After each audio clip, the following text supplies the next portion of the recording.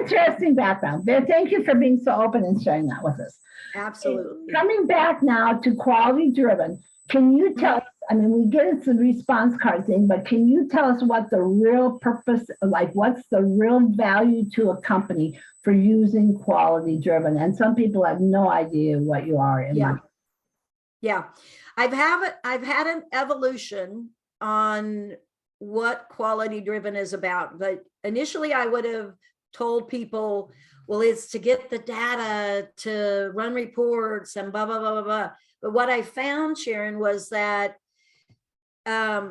people were using it as a glorified survey tool, and that they didn't understand how to use the data in their cultures. So really we've evolved into what I always say is I help people build happier workplaces.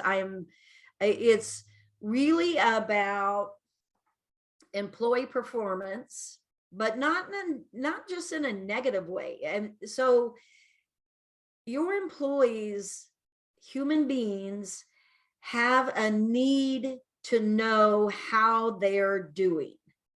And so with quality driven, your employees can sign in and they can see their scores come in, they can see the comments, and they get to see firsthand the impact that they make in people's lives.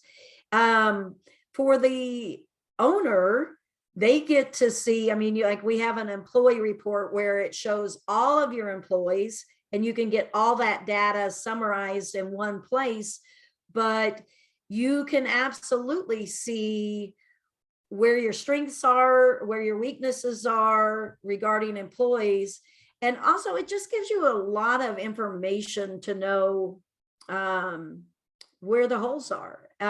So for example, when a client answers that survey, if they give what we call a failing score, they get the opportunity to tell us, you know, what areas needed the improvement. And so what's cool about that is that over time you get data and it tells you exactly, you know, you're the training expert. So it gives you data like we get 80% more complaints on floors than anything else, you know, or because you can run all these reports and it can be customized. Because I mean, we have lawn care and window cleaning and so forth. I mean, they have grass too high, grass too short, you know, or their complaint things. But really the secret sauce is making this part of your culture, making things transparent.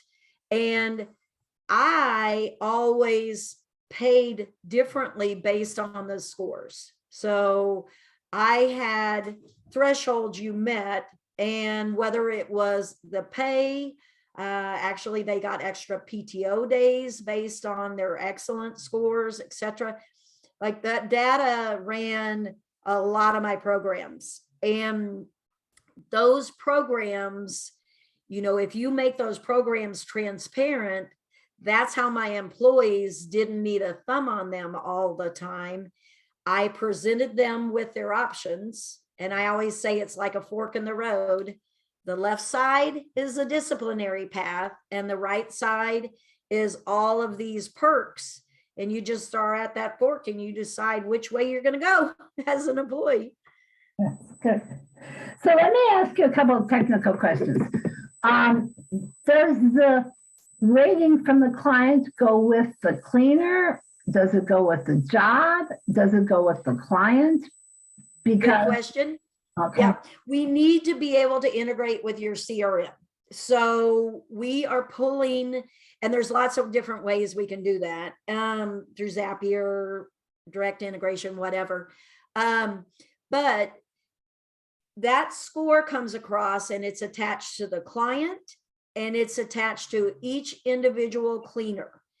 And that's important because when you sub people in and out from day to day, that score goes with them, and it does help you identify. So, you know, in real life, when I was running teams, you'd have a team member come up and say, hey, so-and-so is causing us to get all these complaints, and so-and-so doesn't do this. And so it would be interesting. I could split them up, and I could, in my business, I actually did split them up, and they ran solo for a couple of weeks, but I could have put them on a different team and swapped it out and so forth, because what you would see is whoever was the actual problem, that score would follow them. Those low scores would follow them, and you can very much drill down and see what's going on. Now, you can't do that when they're in teams, though, if they're not cleaning the same thing every house, right? It doesn't take it actually down to the level of this person in this house cleaned this bathroom, and here's the rating they got. You would have to back into that, correct? Well, I mean, I wouldn't know. The survey is not going to tell me this person cleaned the bathroom, but I could absolutely run a report where I said this service date or range, this client, this employee. Like, I could put that combination in there. There's all kinds of filters that you can put in there. So do you see a value of keeping the same people in the same areas or not with your system now? Or would it be easier to use your system if there is a team, I'm talking a team, if people stay in the same position? I mean, I always was a proponent of keeping them in the same areas as much as possible. But does that make it easier with quality driven? Would that make it easier? Yeah. I would think it would be. Okay. So absolutely. And I say that I did. So I'm very flexible when it works for me too. And so I did have a few teams that wanted to switch off. And so what I did is I made a deal with them. Okay, you can switch off, but I don't want you to switch off within the same house. Like, I don't want you to take Mary Smith and 1 week your bathrooms and 1 week your kitchen. But absolutely, you can be kitchens in Mary Smith, but then in John Doe be bathrooms. And then, but you keep that schedule every time. And then that way it did solve the purpose of giving them some variety, but yet some consistency within that particular home. Very good idea. Very good idea. Okay. So I do want to ask, because you are privy to so many numbers. And by the way, how many people use quality driven? We're up to a few hundred. So yeah, we're still pretty small. But yeah, we're below 500. Okay. But you still have a lot of good statistics. Yeah. So can you tell me what kind of response rate can people anticipate from clients when they, like, if you're doing, let's use a round number, nobody's doing this many, well, 50 jobs a day, let's say. You're doing 50 jobs a day. How many people can I expect to hear from? So we do run the numbers occasionally and look at that. And at least last time I ran those numbers, it was pretty interesting that we look at overall and then we break it into industries. And for the most part, give or take a few percentages, it's right around 35% is the average. Yep. I see people start at lower though, typically when they start, they can be anywhere from like 15% to 25%. And then people ask me that all the time, because we averaged, without working it, at least at the last few years, we were always above 60%, but we worked it. And we literally trained our clients to answer it. And the survey is a 1-question survey that, I mean, you can make it say what you want to, but it basically says how or rate your last service. And then, and what's kind of cool about the survey is that because we pull from your CRM who the employees were, you can load the pictures of your employees into Quality Driven, And then there's a merge field that you can pop in the survey, the pictures of who was in the house. And so, like I say, even if it changes, even within the day, if that changed, team wise, we're just pulling by individual jobs. So they're going to put the right, as long as you have it right in your CRM, it's going to put the right people in there. And so that brings a personal element to it. And that helps a little bit with the response rate for sure. But so what I always told our clients was, because you have to figure out what's in it for you. I would tell them a couple of things. I would say it's the easiest way to tip your staff, your cleaning techs. And I wouldn't say give them a 5 or anything like that, but I would say by just responding to the survey, you're helping out the cleaning technicians because they are on a pay for performance system. And I don't go into the big details on it with the client, but I let them know that there's perks for the employees just by them answering. And the other thing that I tell them is I'll say, have you ever had a service where they start out great and then go downhill? And then I'll say, by taking the 30 seconds to answer our survey and let us know, we watch for score drops. We watch for changes. We watch your comments.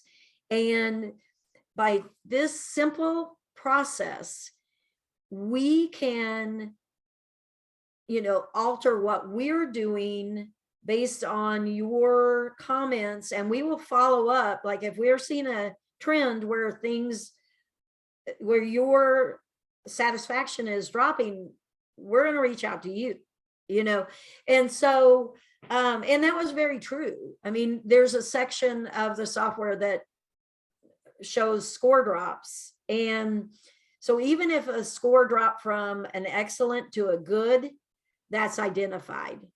So, and then you can just even reach out by email and say, hey, Mrs. Smith, I noticed you've been giving us excellence, but then it dropped to a good. And, maybe they didn't put any comments, and we'll say, there's, basically we're like, there's got to be something that happened. Can you let us know, blah, blah, blah. And then we get that feedback. And the other thing that's really, in real life that I used is I knew what our response rate was and what it averaged. And so if I saw the response rate dropping, then I would go into this employee report where it would show all employees, all of their overall scores. It would break down their individual scores, and then it would have their response rates. So a few times when I saw our overall company response rate going down, I'd pull that report up and I'd see a team or an individual or two where their response rate was low. And what we would do is we would go into that particular team or individual's no response list and start calling those clients and doing courtesy checks. And sure enough, you'd get well, I didn't want to complain, but I was going to see how it went, or you'd, was going to give it a couple more times and then find a new service if it didn't get better. So it really was, it allows you to know the norms and then act on anything that is shifting. Interesting. Yeah, well, that's very interesting. Yeah, the last response, I never thought about that. They don't want to, they're probably afraid their cleaners will do something bad to them, so they just let it go. It's kind of the way I feel about people who say they left for financial reasons. If they didn't lose their job, I don't think it's fine. Right. Yeah, absolutely. So, Yeah, it allows you to be a little more proactive. Yeah, very much so. And what is the average rating that does come back on your 400, 500 people who are using quality driven? What is the average? Like, is it a 4? Is it a 5? Is it a 3? Is it a 4.5? Yeah.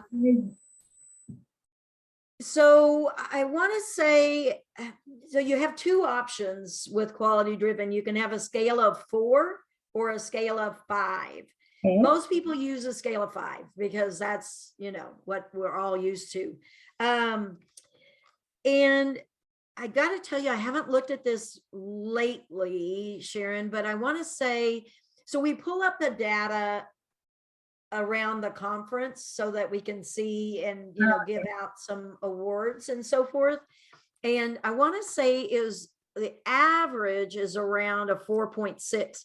And what's interesting that you're asking me this, a report that we're working on right now is basically a company scorecard, and it's going to take your company and compare you how you're doing with compared to your industry. Very good. And so it will tell you like your percent of excellence, how you compare with all of our QDS users you can do it. There's going to be filters. You can do it all QDS users or all QDS users in your industry. Then we're going to also be able to break it down by company size, and so that, because it's small, it's easier in a smaller company Yes. than it is on this, huge, large company. So anyway, but yes. Interesting. Yeah. And the people so when we give out awards, we look at, they have to have at least a 50% response rate for us to look at them. Because here's the thing, this is why I started requiring a response rate with any of my bonus programs or stuff, because I always did everything wrong the first time. And so when I did it wrong the first time, I was trying to increase our quality scores, I developed some kind of incentive. And what I said was, if your score is above this, then you'll get this bonus. Well, when I first rolled out that program, yep, they had a score above that, but maybe had like a 10-15% response rate. And I always say, if I'm paying somebody or I have a benefit or some kind of pay and I feel resentful about it, there's something wrong with my program. So, I remember being resentful about paying out these bonuses because I'm thinking, I don't know what 90% of your customers think about you, but yet I'm rewarding you with this money. So then I went back to the drawing board and I said, okay, I will give you this, but you not only have to have this score, but I think at the time I started with like a 35 or 40% response rate because we were lower than that. And then over the years, I upped it. And so our minimum was a 60%, and we got that. But, it's training the clients, it's training the employees and the office. And yeah, so, and I didn't feel bad at all about paying out a bonus when I could set those response rate minimums. Well, you have to look at that. I remember talking to a client, it was Google reviews, but she was so excited because they had, I don't know, X amount of reviews and only like 5 grand. And I mean, those reviews didn't even add up to the jobs that they did in one day. And I said, well, you realize you have to multiply those 5 times, but oh my God, she went ballistic. I mean, she was in that office digging for complaints and wondering what was going on, because you can't base you have to multiply that out. Right. I'm glad you were getting that number up there, because it is sad. I mean, as you said, those people who were getting a 15% response rate were probably the worst cleaners in your office because their people weren't calling because they were so bad. And you're bonusing them. Right. So it's an oxymoron.